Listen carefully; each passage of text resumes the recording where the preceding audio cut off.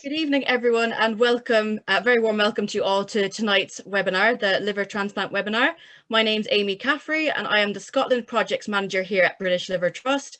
I will be facilitating tonight's webinar for you. So we came up with this liver transplant webinar focusing on pre-transplant patients this evening. The transplant process can be quite complex and daunting for people. We are hoping that this evening's webinar will help patients and anybody going through this process who are likely to need a transplant or have been listed for one by providing an overview of some of the key processes involved in the liver transplant journey.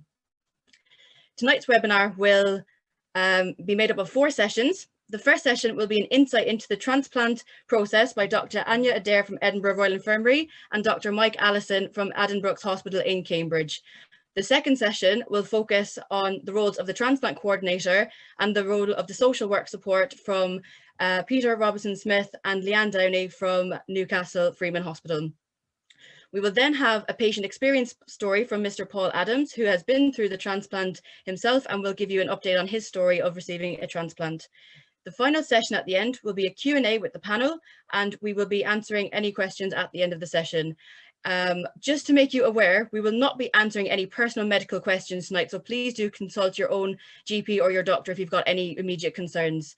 As the session progresses, you can use the Q&A box at the bottom to ask any questions as we go along, and we will answer as many of them as we can at the end of the session. We'll now move on to our first session. So I'd like to introduce you to Dr. Anya Adair from Edinburgh Royal Infirmary and Dr. Mike Allison from Addenbrooke's in Cambridge. Would you like to both say hello to everybody here tonight? Hi, good evening. Nice to be with everyone. Hello, nice to see you all. Brilliant. So thank you very much for agreeing to come along and to have a chat with me about everything pre-transplant today. I suppose we just kind of want to give people a bit of information about what it's like when you're getting ready for that transplant. And I suppose the first question that will always come up for a patient is when they're needing to go for a transplant, what happens if I need a transplant? What will the assessment look like and what is the importance of this? Anya, would you like to answer that question? Yeah, sure. And obviously that's an incredibly important and big question. So there are various ways how you may end up in the transplant assessment process. Your local hepatologist may feel that now's the time to consider transplant, and so they will refer you to the local transplant team. And the local transplant team will assess your history, and they will either arrange an assessment for you directly, or sometimes they may ask to see you in the transplant clinic just to get a better idea of what's happening and to decide how to move forward. But either way, you will then potentially end up in the transplant process, and that is a process that can happen over a few days. A large majority of patients now undergo outpatient assessments, but there are also a significant number that will undergo inpatient assessment, and that very much depends on where you are in the country and also how fit and healthy you are and your personal situation. And that transplant assessment is a time for you to get to know more about transplants and to get an idea of what you'll be going forward for. It allows us to know you and find out more about you and put you through all the investigations that we feel are necessary to make that final decision about whether a transplant is needed now, whether it may be needed in the future, or whether this is something that's not the right thing for you, and maybe there's an alternative treatment that is felt more appropriate for you. Brilliant. Thanks, Anya. That's really, really insightful. I suppose one of the other bigger questions for patients coming through, because it can be quite a long week or quite a long few days for patients going through the assessment, who ultimately decides who goes on the transplant list? So who makes those final decisions? So Mike, would you like to take this one? So as people might imagine, the transplant team in any liver transplant unit is a large team, and there's a number of people with supplementary skills. So the views of the hepatologist, the liver specialist in the transplant unit, whoever sees you, are taken into account. The transplant surgeon, transplant anaesthetist, so people who put you to sleep and to help you get through the operation, and also will be involved potentially in getting you off the ventilator afterwards and helping a person recover, as well as transplant coordinator, dietitian. We also enlist the help of the radiologists who give a lot of useful information in terms of, in certain situations, the feasibility of doing a transplant. In the way the information is summated is in a true multidisciplinary meeting, and everyone gives their opinion of specific issues and concerns, whether a person is felt to need a transplant, as Anya says, the timing of potential transplantation, any surgical concerns, anaesthetic concerns. If people have had previous issues with substance misuse or alcohol dependency, then we would also bring in the expertise of either a liaison psychiatrist or substance misuse psychiatrist to try and address and assess and evaluate and try and help with that side of an issue. So there's a number of supplementary skills that we bring in, and if there's additional expertise required in certain situations from other specialists, be it a neurologist, a respiratory physician, whatever may be required, then we would bring them into the discussion as well. Fantastic, thank you for that. It's really insightful for people to know that just how many people are involved in making these decisions and just how big of a decision it is. So that's really useful to understand that process. In terms of family members, when they're trying to support somebody going through an assessment, should family members attend the assessment? What is their role in the assessment? Anya, how does this work? So moving forward for a transplant is a whole family affair. And it's really important that they understand the process as much as the patient, because they're going to be signing in and buying into it as well. And they're going to be part of that really important support pathway and also recovery for that patient. So yes, that is a short answer. Yes, they really do need to be involved, and they will be involved. And there will be times when there is discussions, sometimes with the coordinators and the family, so that they get the information at the same time as the family. And certainly at the end of the week or after the full assessment, they will be part of that process when the information about whether a transplant is moving forward, and if so, what are the logistics and practicalities, they'll be part of that discussion. Fantastic, thank you, Anya. So once somebody is put on the list for after the assessment week and they're told you are on the transplant waiting list, how important is it to kind of look after yourself and keep yourself fit? I understand that a lot of people are quite unwell. They might not be as mobile as they would have been. How important is diet and exercise and fitness in terms of getting ready for your transplant? Mike, can I pass that question on to you? Yeah, of course. So it's crucially important. If you stand back from what is being looked at here, it is one of the biggest operations that surgeons can perform. And the paradox is that normally you say to patients you need to be as fit as you can before an operation. The difficulty here is you're doing a major surgery in people who, by virtue of needing a liver transplant, are unwell and sometimes extremely unwell. So it is extremely important that even having said that, the people do all they can to maintain their fitness and their activity levels. So some people have reduced mobility for a range of reasons: muscle strength, muscle bulk, carrying around a lot of ascites, for example. Nevertheless, it's important to be as active as one can to use muscles. Resistance exercise as well as cardiovascular fitness are both important.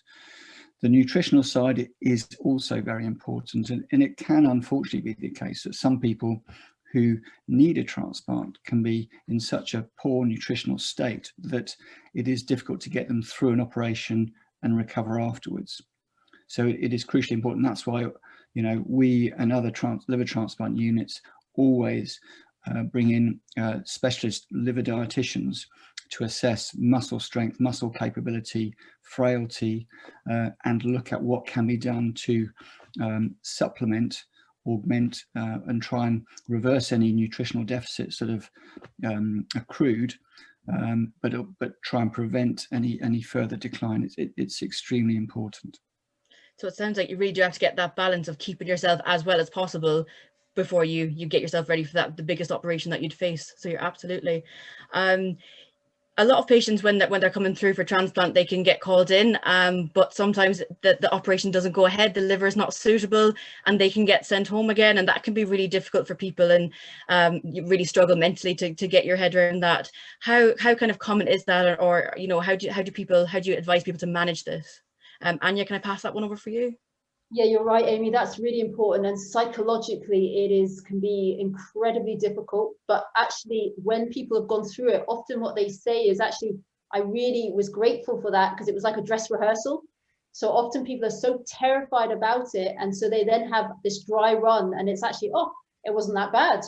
And then they know what to expect. So actually, sometimes you can have some good come out of it. And the reason that can happen, as you said, is that, you know, all our donors have kindly donated, but they've lived a life, that they've passed away. And so there will be various qualities of liver.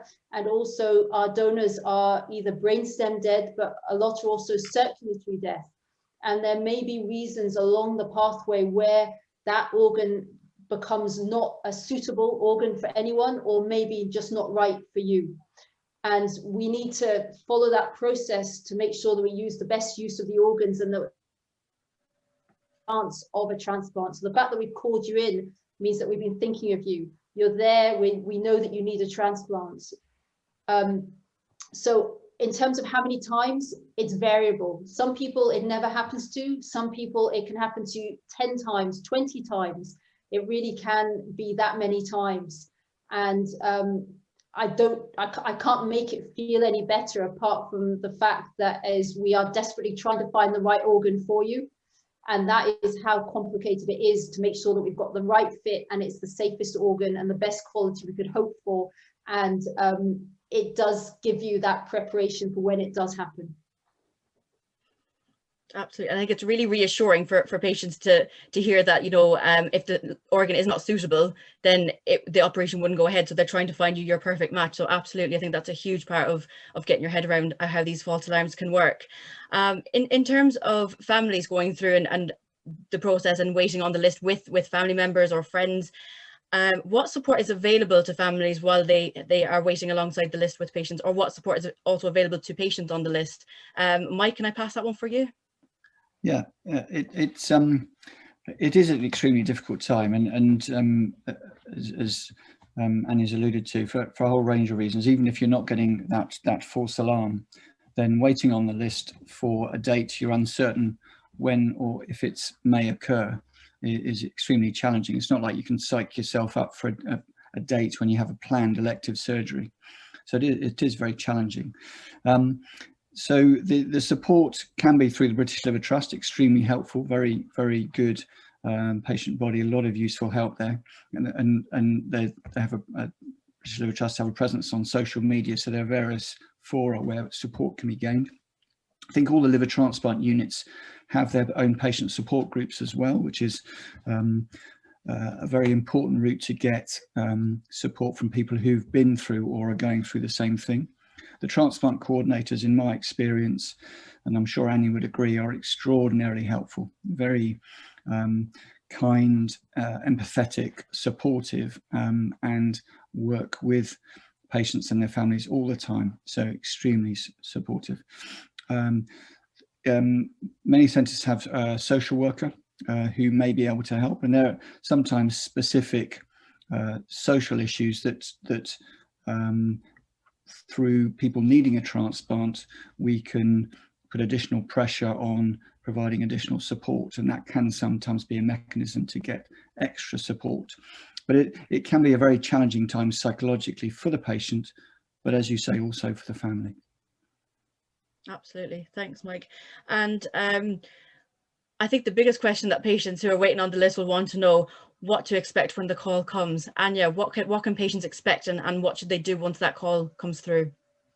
So that's something that people are waiting for. They've got their phones on, mobiles and landlines, and you know, when the phone call comes, it will be the coordinator who will phone you, and it will be a familiar voice usually, because you will have met your coordinators during your assessment week, maybe some clinics while you've been waiting. You may have talked to them, like Mike said, when you've got questions. So it will be a familiar voice, and they will tell you that there's potentially an organ available for you. And what you need to do is pick up your bag. If you have your transport and a family to drive you, great. If you don't, that's all right. We will arrange that for you.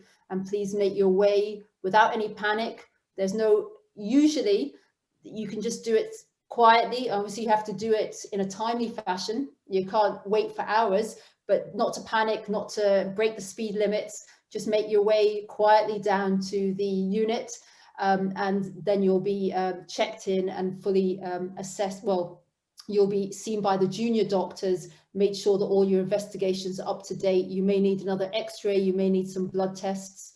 You'll be seen by the surgeon who's on call that night, who you may not have met because you may have been assessed by another surgeon or seen by another surgeon. And equally an anaesthetist who puts you to sleep, who you may not have met, but they're all part of the team and they were probably part of the decision to put you on the list. So they know you, even though you don't know them. You may have quite a wait while you're in the hospital as well, and that's very variable. So don't get panicked if you are waiting. Some people have to wait for 12 hours even, because there may be delays in the retrieval process as well. And generally, if it was pre-COVID, your family can be with you. But obviously things are changing at the moment with COVID, and in some places they are, and some places they aren't at the moment. So we have to take that day by day. There are some times when you are offered a liver and it's quite quick. It's been a liver that has been offered at the last minute to you. And so you may be asked to be as quickly as you can to come down. Again, please don't panic. Don't break any speed limits. Just make your way down. Brilliant, thanks, Anya. And I know we could sit here talking all night with lots of questions that people will come up with, but if I could just ask one last question, and Mike, I will ask this one to you. If you could give one piece of advice to patients watching tonight, what would you say to these patients? I would go back to the beginning, to the transplant assessment process, and I think there is immense value in addition to the person who's involved in the process being there, is a family member there, an extra pair of ears. There is a huge amount of information that is imparted to people at the transplant assessment process. There's a lot of things we as a transplant team transplant teams need to consider, but from a patient and family perspective, there's an enormous amount of information. And to demystify the fear when a clinician first mentions to you, oh, you might need a liver transplant, trying to get the information you want out of the process. So thinking before you go up, if you have time to think about it, if it's a planned transplant assessment, what information do I want to get out of this? People will feed you information. People like myself and Anya will give you information that we think is important for your understanding. The coordinator will give you additional information, anaesthetist, dietitian, a number of people, and you'll get a patient's perspective as well. But it's important. Different people will have their own questions, and it's important to think through what you want to get out of it. You'll be getting a lot of written information, but really try and get as much out of that as you can, because then any subsequent questions can build on that. That's what I would say. I don't know if Anya's got any additional thoughts. I think that's excellent advice and information. And I guess just following on from that is that this is a huge multidisciplinary team. Everybody in that team are passionate about what they're doing. And when you then come for transplant, you're part of that team. The whole decision and the whole process is us working with you as a team. And that will continue throughout your transplant life as well. Fantastic. Well, thank you so much, Mike and Anya, for your time tonight and answering some of those questions that I know will be really, really grateful for patients. They'll want to hear this. So we'll hold fire with any questions people have until the end of each of the sessions. So we'll come back at the end, but thank you so much, both of you, for that session. I'll move on now to the next part of our webinar, session 2. So I would like to introduce you to Leanne Downey and Peter Robinson-Smith from the Freeman Hospital in Newcastle. Leanne and Peter, would you like to say hello? Hi. Hi, I'm Leanne. I'm the social worker with the liver team in Newcastle. And I'm Peter Robinson-Smith. I'm one of the liver transplant coordinators here in Newcastle as well. Fantastic, thank you. So I will hand over to you both. Peter, do you want to start your presentation and allow you to explain to people what it is that you do and how the process works for you guys? Is that up on your screens now? Yes. Yes. Yep. So me and Leanne are going to spend a few minutes talking about how what our roles are in the transplant process and how kind of what we do, and then talk about a little bit about assessment and aims of the assessment, and kind of what a transplant coordinator and what a social worker does. So firstly, to talk about my role in the transplant process as a liver transplant coordinator, the first part is to really organize the assessment, and to make sure that the assessment runs as smoothly as possible. It's a difficult time for patients coming for assessment, as has been spoken to by Mike and by Anya. It's a stressful time, and trying to make sure that that runs as smoothly as possible, and that you as the patient gets the best out of that can be got out of that, then that's my job and Leanne's job as the social worker. The really important part is education, and one politician said years ago, education, education, education. The greatest part of this is that you get all of the information that you need from us, both at the time of the assessment, but also throughout the rest of the time, pre-transplant and while you're on the list, so that you know exactly what it is as well as you can that you are signing up for and going through at any one point in time. It's not that we give all of the education at the one time, and it's not that we tell you everything all at the one time before you sign up. We give you as much as you need, and we give the rest of your family as much as they need. And every single family that we see, every single time we do an assessment, that's different. And that's really important, that we will speak to you before you come for the assessment, both when you're here for assessment and whilst you're waiting on the list. You can ask us questions and we will give you that information that is needed.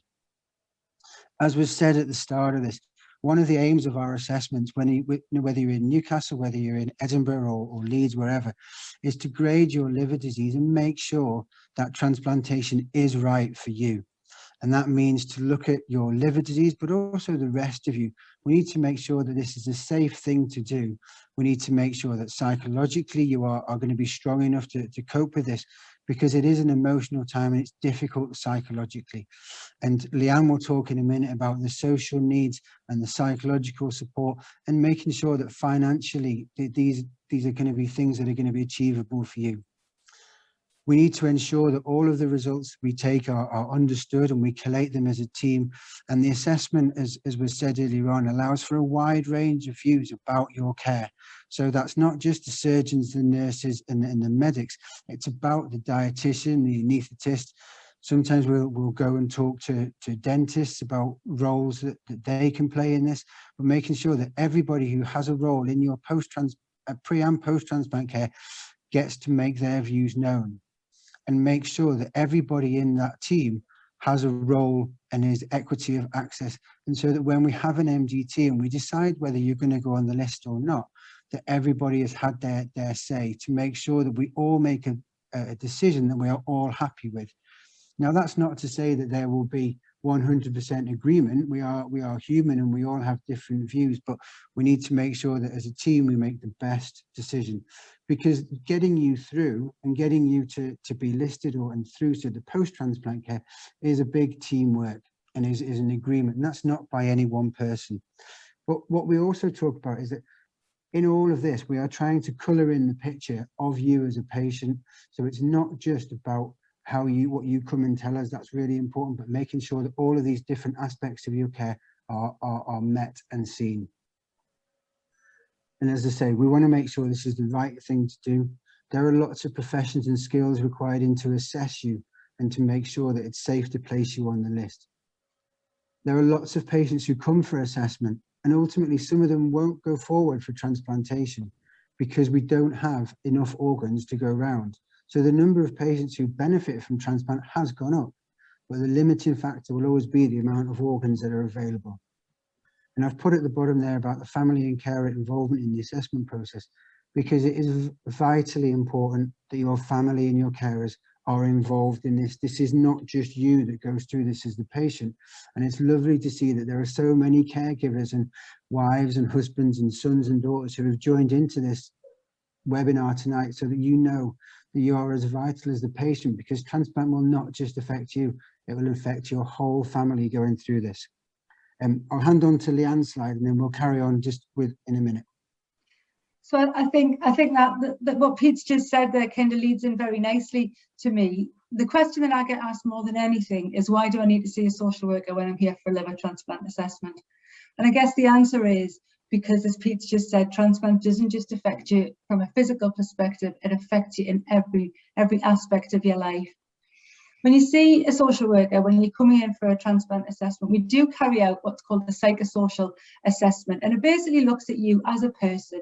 It looks at what you understand about your illness, it looks at family support, it looks at housing, finances, benefits, basically everything about you. It's the social work role is to get to know you, to understand what you know and how best we can support you. We can help with things like discharge planning, practical help at home. We can help you to negotiate work issues, legal issues, debt management. We can link it into all kinds of agencies in your local area, because the important thing to remember is you may be miles away from your transplant centre. So the resources that I might have in Newcastle might not be relevant to you in Cumbria. So I would look at what was available to you in your local area and link you into the support that you needed.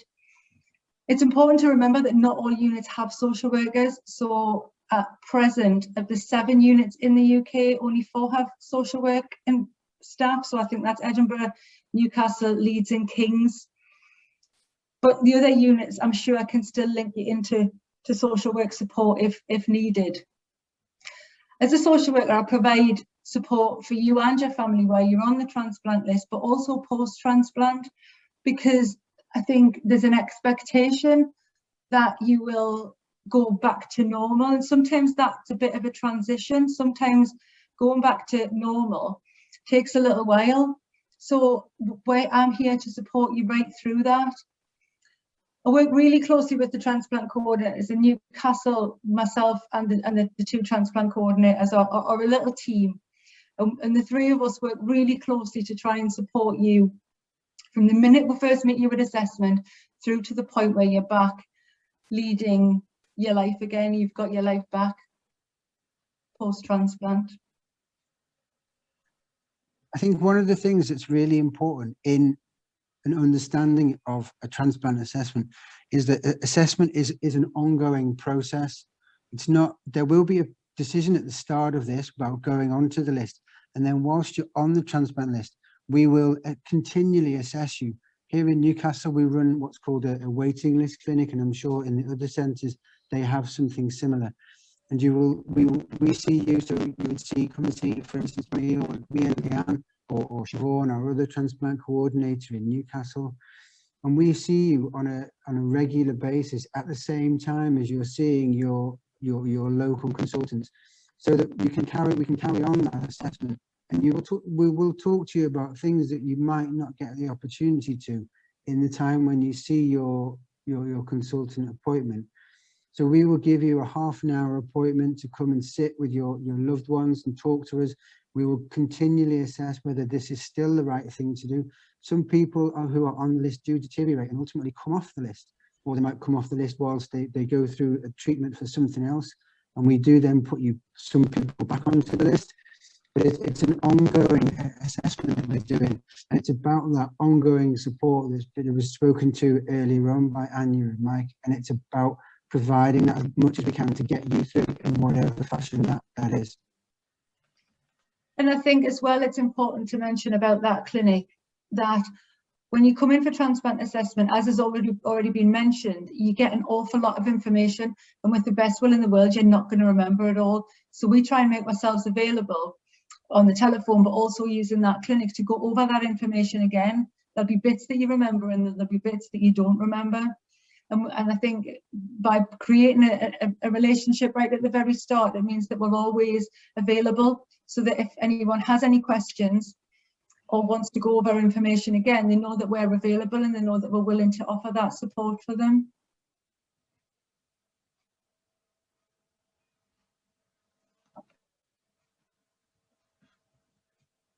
Brilliant. Thank you so much, both of you, for sharing that. And I know it's coming the first birthday of the Newcastle virtual pre and post transplant support group. So that's very, very exciting. So for patients here who may not have come to a virtual group before, we run in different groups all over the UK now.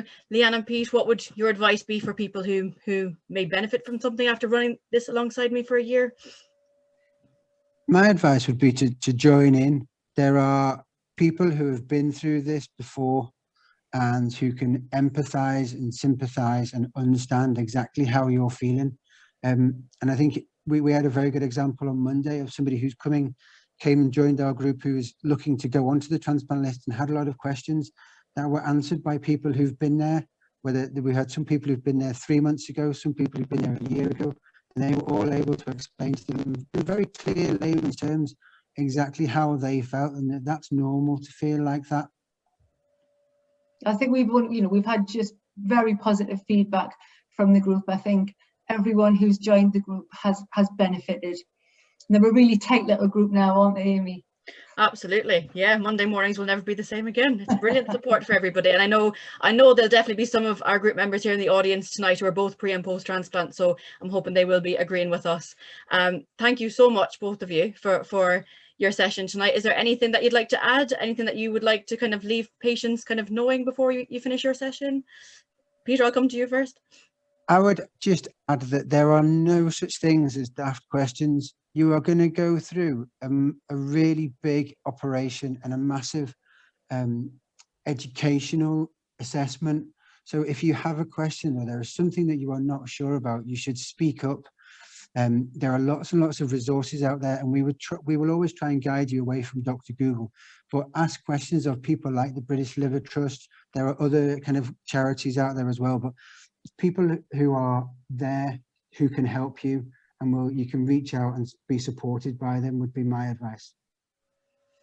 Yeah, I would echo that. You know, there is support available. You just need to ask. Fantastic. Thanks, Leanne, and thank you, Peter, for that. That was absolutely fantastic.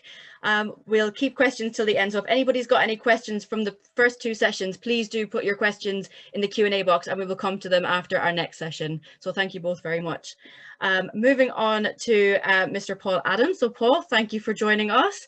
Paul has been coming to our England virtual support group for the last year now as well, Paul, and you're here today just to give your story about your experience, peer-to-peer experience of going through a liver transplant. And looking at you now, you look absolutely fantastic, and it's great to see you looking so well. So that will bring lots of hope to people here tonight.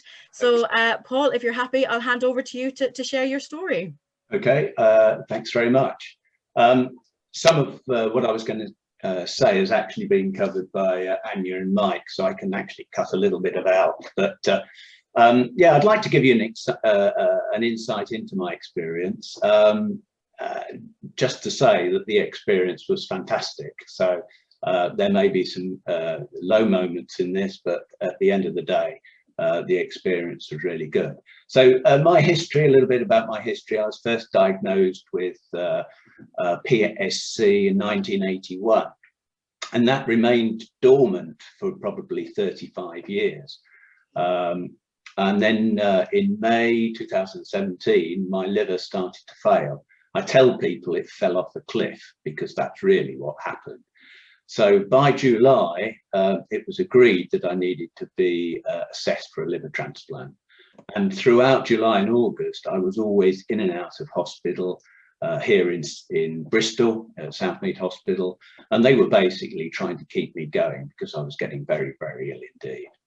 So on the 24th of July, I went up to King's College Hospital in London to have my assessment, and you've already heard from Anya and Mike about what the assessment is like, and you meet lots and lots of people, and you get a really good feeling that these people know what they're talking about, and particularly you attend a briefing and you really understand the process, and you end up with a load of documents. This is only some of them, and at any time you can look at them, but you really do know what you're going to go through. So I went through the assessment, and I was hoping that that assessment was going to be me listed on the register. But actually 2 days later, they rang up and said, no, we're not going to register you yet because we think you've got some sort of malignancy in your bile ducts. So at that point, from being really positive, I felt really, really low. And it was difficult to deal with. And at that time, I should have reached out for some support, but I didn't. So if any of you get into that position, reach out now to any of the support teams, including ourselves at the British Liver Trust, and we can really help you. But a month later, I had a PET scan and the results were negative. So I was listed. And in fact, not only was I listed, it was backdated to July, which was a month before, and as a high priority. And there are different priorities on the list. So high priority was a huge relief. And funny enough, 6 days later, I received my first call to go to King's for a liver transplant. So I went through that process of going up to King's, going through getting ready for the liver transplant operation, but actually the donor wasn't suitable, and therefore I then had to come home. So throughout this process, there will be highs and lows, and my advice is to try and stay as positive and stay as strong as you possibly can. I always had a feeling somehow that they would get me a liver, and the coordinators are always working behind the scenes to get you a liver. So when you don't hear anything for a bit, don't worry about it, because they are working and they are looking after you and they are focused on you. So 12 days later, Monday, the 18th of September, I got the second call from King's for the transplant. And at this point, I was really, really ill. And I was blue lighted from Bristol to King's, which is about 150 miles. And we arrived about 11 o'clock. All the tests and checks that you've just heard about. You then meet your surgeon, who goes through and tells you again what they're going to do and all the risks that are involved, because it is a fantastically major operation. You sign a consent form, and then every hour you get these updates. They're collecting the liver, it's arrived in the building, the surgeons are reviewing it. And about 9:15, so quite a long wait, a team suddenly arrived in the room. I was wheeled into what I called the pre-theatre, and two doctors asked me a few questions. Do you know why you're here? So, yes, you can make a joke, but yes, no, I didn't. I said, I'm here for a liver transplant. Do you consent to it? Yes, I do. Is this your signature? Yes, it is. Right. I said goodbye to my wife. I remember having 2 injections into a cannula in my arm. I was wheeled into theatre, and my reaction was the theatre was really cold and there were lots of people in there. And that's the last thing I remember. So 5 days later is my first recollection of waking up in ICU. And the reason for that, I think, was because my kidneys were so weak, I had to spend 2 days on dialysis. So that was a little bit longer than probably normal. And on that Friday, the 6th day, I was moved into the ward. And on the 6th day, I woke up. It was a Saturday, sitting up in bed. I had some breakfast, and the nurse came in and said, right, out of bed. And I said, I couldn't believe it. Out of bed already? Go and have a wash. So I stood by the sink, which was in my small bathroom next to me, with drains hanging out of my tummy and a cannula sticking out of my neck. And I looked in the mirror. My first reaction was, what the hell have they done to me? I looked like a deflated Michelin man. And this is due to the reduction in all the fluids that have built up from my dying liver. I also had a large scar down my front and a huge dinner plate size hematoma on my thigh. But I felt okay and I was alive. So I sat in a chair after that. I remember my wife coming in to visit me. And she'd absolutely amazed I was out of bed, because for 4 days she'd only seen me in the ICU, wired up to lots of machines. And again, I don't remember being in much pain. And I think even on that first day, I even walked up and down the ward a bit. So the next day, I had a few drains removed, which is very simple. It's not painful. But the one thing about that day was the transplant coordinator came in and talked about the donor. And in my case, it was a 30-year-old man.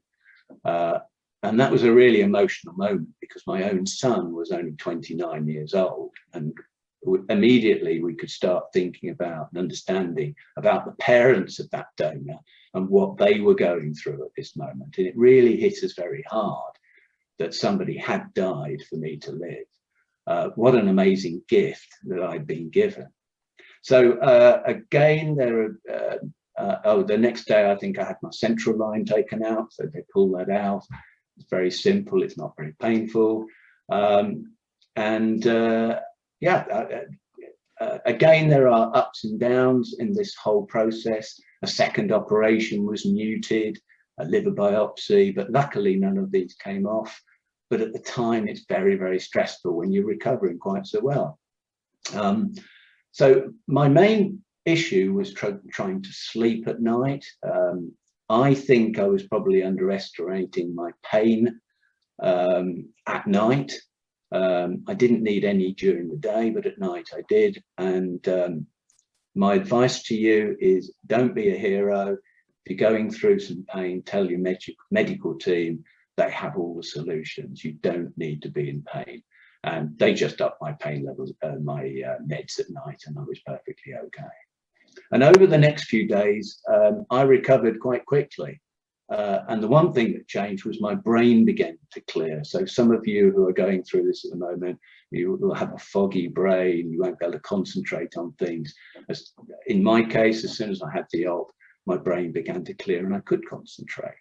We then had the introduction into the immunosuppression medication, which I have to take, or we all have to take for the rest of our lives.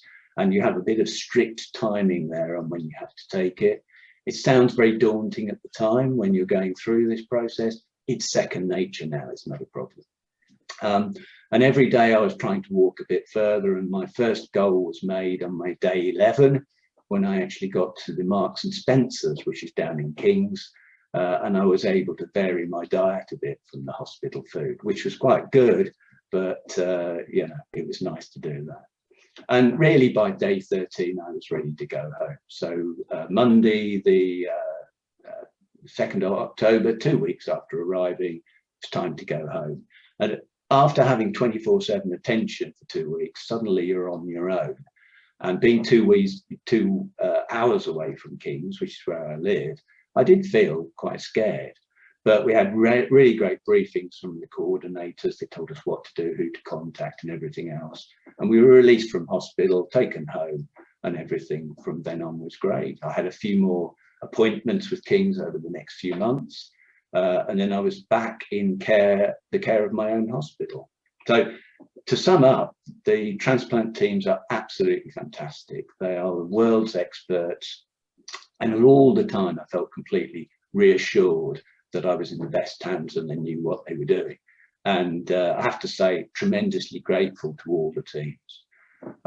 And from there, it's been fairly straightforward 3.5 years on. I keep myself fit. I do Joe Wicks's exercises 3 times a week. I play golf, and when I'm allowed to, I go skiing. I volunteer for a number of organisations, including the British Liver Trust, and I eat a sensible diet because I feel it's my responsibility to stay as well as possible after being given this wonderful gift. And life after transplant is fantastic. So that's all I have to say. I hope some of that will be useful to some of you guys waiting for a transplant. Thank you, Paul. I think that was really, really insightful from a peer-to-peer support of what exactly it feels like to go through, because we talk a lot about what it's going to be like, what to expect, but actually hearing what it felt like and you know, big it up. It's a good idea to go for your transplant if you need it is really, really important. So thank you really very much, Paul, for doing that for us. Okay, no problem. Really good to hear your story and glad to have you here with us. Yes, so am I. So if I can ask all the panelists to come back for the final session, that would be fantastic. So we have had lots of questions coming in over the course of the last 45 minutes. So I will pick out a few and as many as we've got time for, and pass them to different members of the panel. Is that okay with everyone on the panel? Yep, we're all good. Yep. So one of the first questions that came in, Anya, I'm going to pass this question for you. So we talked about some of the tests that get carried out in the assessment, but what are the actual tests, or can you tell us a little bit more about the tests that you'd measure for fitness, for a patient's fitness, that would allow them to go on the list? So as Mike said, everyone will be assessed by a anaesthetist, and that's the person who's going to put you to sleep. And part of that assessment is to assess your fitness of your heart and your lungs. And different units use different ways to investigate that. I think in the Royal Free, if I'm not mistaken, it's a real big tower block. So what they do is they get you to walk up and down the tower block stairs. But in Edinburgh, where we only have 2 floors, what we use is what's called CPEX, which is cardiopulmonary exercise testing, which is you get on a bike and you pedal as fast and as long as you can, and they measure you from that. And I think in Cambridge, they use something else. So it's an investigation to look at your heart and your lungs, which is very important.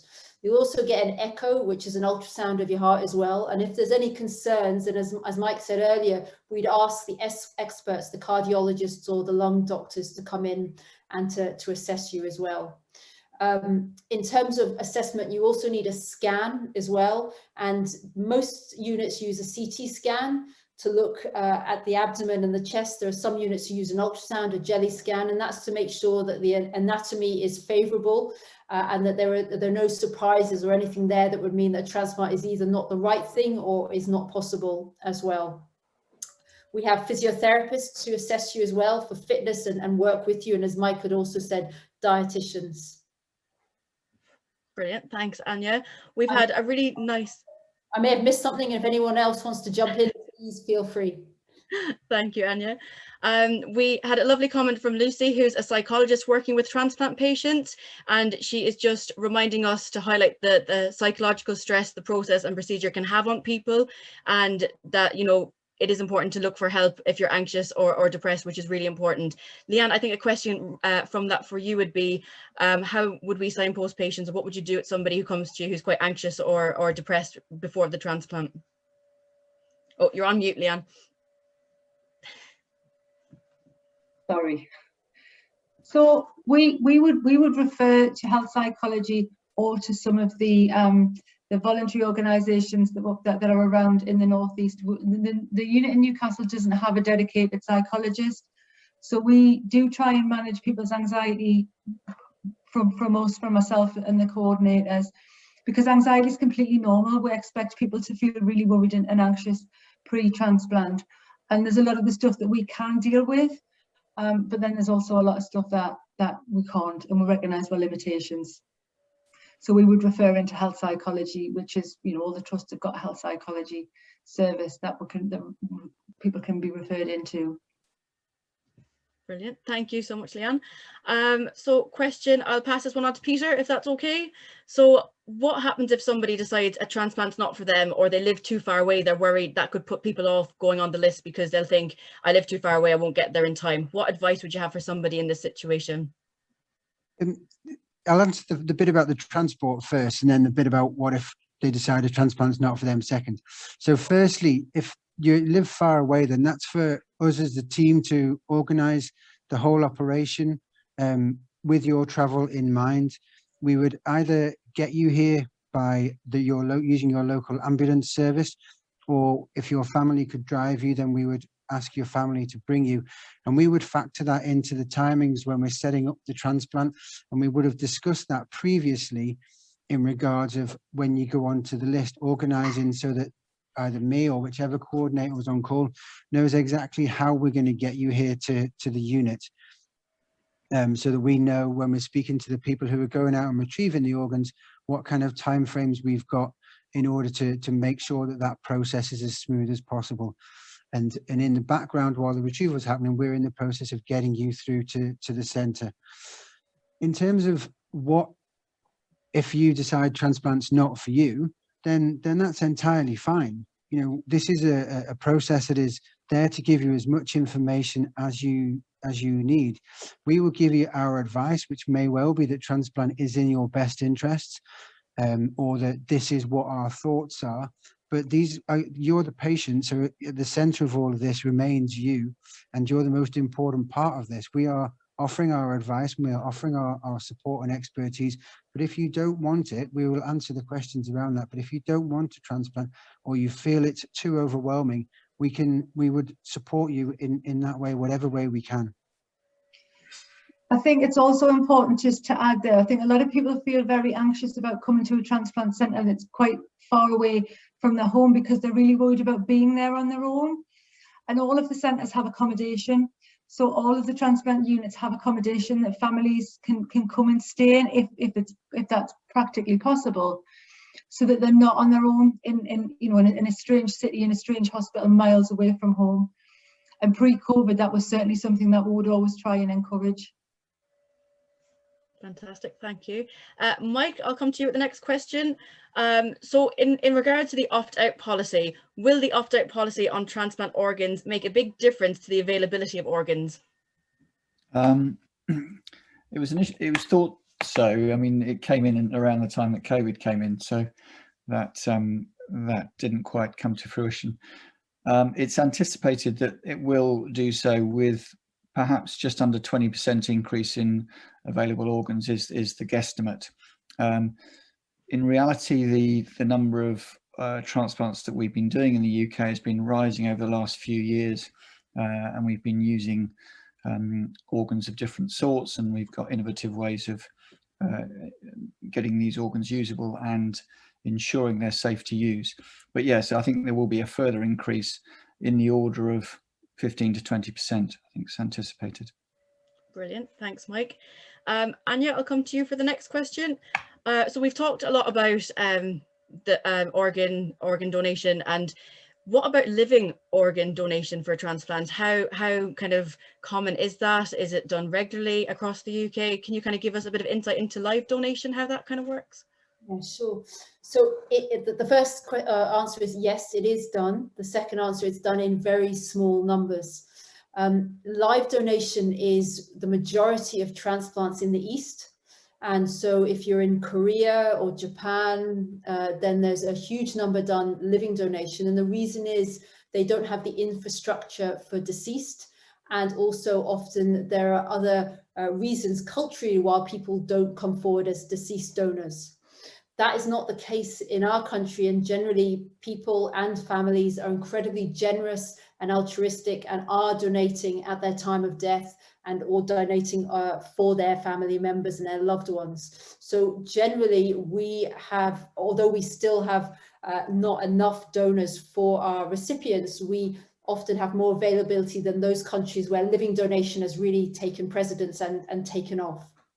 Having said that, the majority of living donation in this country are often done for pediatrics, so for children who require a liver, and often it's a family member who donates part of their liver for them, and that's where it is probably taken off more in this country than adult live donation. As I said, it is done, but it's done in very low numbers in not all of the centres across the United Kingdom.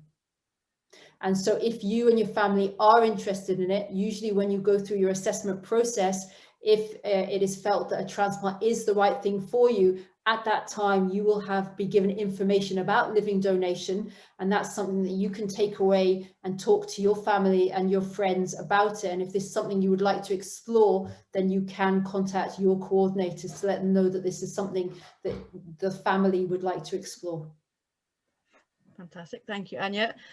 Pete, I'll come to you with the next question. So we've had a question from a family member talking about somebody whose wife is listed for transplant and wondering about, and I think this is the huge thing at the moment, is all the COVID restrictions. What's happening with them? Can I be with them when they go through the transplant? Can I see them afterwards?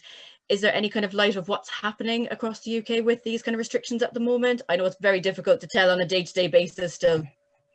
I suppose I can only really answer from our Newcastle perspective and how we're organising our kind of transplant visiting policy.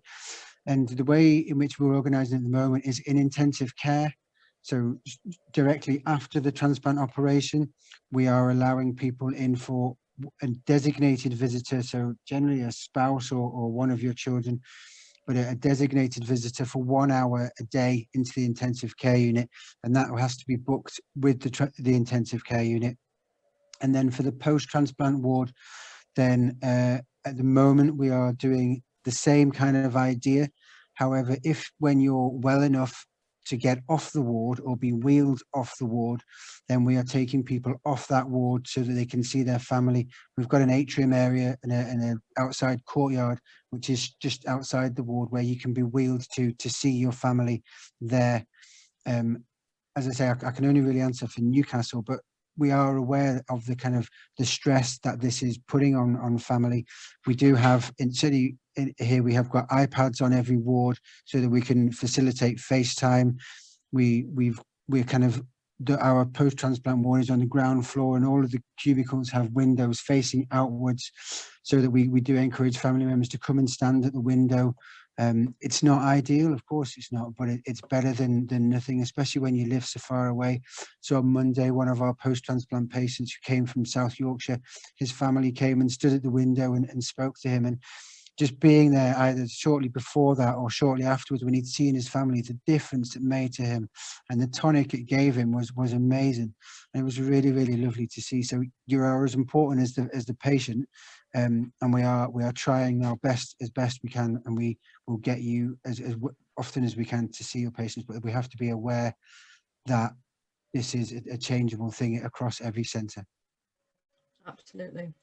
I had a couple of questions for Paul, but his camera seems to be playing up, so he's not here at the moment, which is a shame. So I suppose we'll kind of just finish on one last question, if that's okay. And Mike, can I pose that question to you? So talking about people maybe going through the assessment and then getting put on the list, is there an age limit for going on a transplant list, or is it dependent on a number of factors? Can you kind of give us a bit of an insight into some of that? So there isn't a defined number that is an age restriction to adult liver transplantation. As we're all aware, some people are 45 and very unfit, and some people are 75 and extremely fit. So a person's overall fitness and their medical history and their surgical history, how difficult will the operation be, how robust are they, how fit are they overall, are extremely important considerations. So age is a number. It is undoubtedly the case that, and it's shown for most major illnesses, most reasons to visit intensive care, most major surgery, if not all major surgery, that when you get to a certain age, the risks go up. So it is true that beyond a certain age, it is a factor that we take into account because it does affect outcome. And this is, but a number of other things affect outcome. So age is only taken into account when it is at a level that is going to affect outcome, survival post-transplantation. So it's not ageism, it's a person fit enough to get through and survive well after a liver transplant. I don't know if you want to add anything, Anya. No, I think that's completely right, and I think it's also just thinking about people's ability and reserve to get back from. I mean, a transplant's like running a marathon, and you may be all right in your day-to-day, but actually if you're then really stressed, as you get older, you don't have that reserve, and certainly if there are complications, as can happen, then you have less reserve to bounce back from that. A massive thank you for all the panel for coming along with me today. I think it's been really informative. I think people will really have learned a lot tonight. I know I've certainly learned a lot tonight as well, so thank you so much. I can't thank you enough for this. So for all the participants who've joined and watched us this evening, I hope that you've learned something from this. I hope that it's given you some comfort if you ever do need to go on this journey, and remember there's lots and lots of support there available for you. We do have our patient support helpline, which is run by liver specialist nurses if you do need it. And we do have virtual support groups for pre and post transplant that range across the UK as well.